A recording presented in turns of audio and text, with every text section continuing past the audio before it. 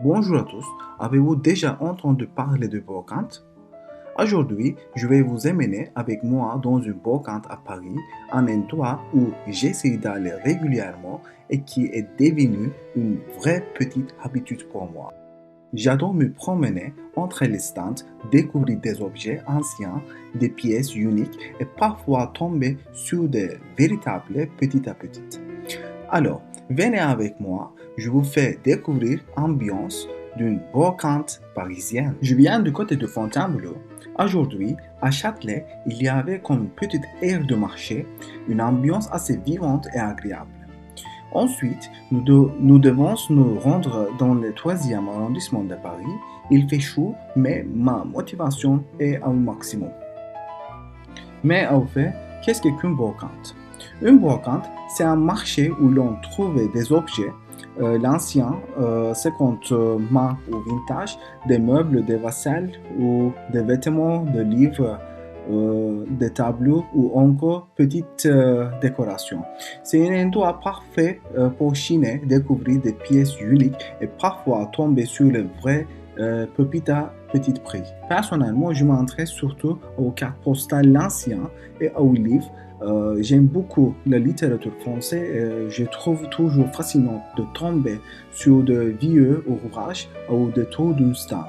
D'ailleurs, si vous aimez la poésie et le texte profond, je vous recommande vivement de lire Charles Baudelaire. Son univers est à la fois sombre, élégant et incroyablement puissante. La culture de brocante existe depuis très longtemps, mais elle s'est surtout développée en France au 19e siècle avec le marché à pousser et le vendeur d'objets d'occasion. À l'origine, il s'agit souvent de récupérer, revendre ou échanger des objets usagés. Aujourd'hui, la brocante est devenue une vraie culture. On y est vivant pour chiner et découvrir des objets chargés d'histoire et donner une seconde vie aux choses. Dans ce genre de marché, on peut parfois tomber sur de véritables trésors. Des livres anciens qui remontaient jusqu'au 18e siècle, et des éditions rares, des gravures oubliées ou encore des cartes postales de collection. Personnellement, ce qui m'attire le plus, ce sont les vieilles cartes postales. J'aime imaginer leur histoire, qui les a écrites, à qui elles étaient destinées et quel voyage elles ont traversé avant d'arriver jusqu'à ici. De la guitare à la porcelaine. Ici, j'ai trouvé un livre original de Charles de Baudelaire, vieux d'environ 120 ans. Malheureusement, je n'aime pas pour l'acheter, j'ai envie de pleurer.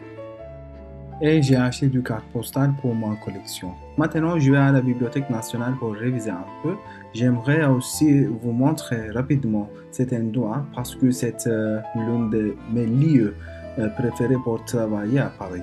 Cet endroit me motivait vraiment à travailler du pour un jour peut-être remporter le prix Turing. L'intérieur est vraiment incroyable. Au plafond, on peut voir des villes antiques qui ont été, au fil de l'histoire, de grands centres de savoir et de science. En ce moment, je traverse une période assez stressante, mais ici, j'ai presque l'impression que Pierre Simon de Laplace me soutient d'une certaine manière. C'est l'un de mes mathématiciens préférés. Il a notamment contribué au fondement de l'analyse de données et de probabilité. Juste en face de la bibliothèque, il y a aussi un très joli parc. En allant vers la station de métro, j'ai eu envie de marcher un peu dans le Paris, accompagné par François Hardy. Je pourrais me promener dans les rues de Paris jusqu'à petit matin en l'écoutant. Merci de m'avoir regardé, prenez soin de vous et à bientôt.